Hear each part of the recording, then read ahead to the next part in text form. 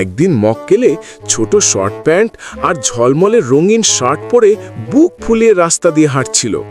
তার চোখ পড়ল রাস্তার পাশে এক চটপটিওয়ালার দিকে। লেবু, কাঁচা মরিচ, ঝাল, চটপটির গন্ধে বানরের মাথা ঘুরে গেল। বানরটা পকেট থেকে 10 টাকার কয়েন দিয়ে বলল, 1 প্লেট দেন, বেশি ঝাল।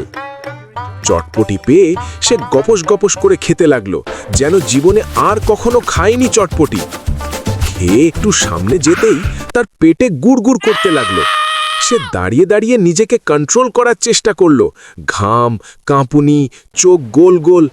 কিন্তু না, আর না, দুর্ঘটনা ঘটে গেল। প্যান্টেই পটি করে দিল। চারপাশে দাঁড়িয়ে থাকা লোকজন দেখে সবাই হেসে কুটি কুটি। লজ্জায় মক্কেল কি করবে বুঝতেছিল না। সে তখন পাদ্দে পাদ্দে দৌড়াতে থাকলো। তাই বলি, জীবনে সব ইচ্ছাই পূরণ করা উচিত না। কিছু ইচ্ছা সরাসরি বিপদ ডেকে আনে। Subscribe, please. Please subscribe, please. I need subs. Subscribe, please.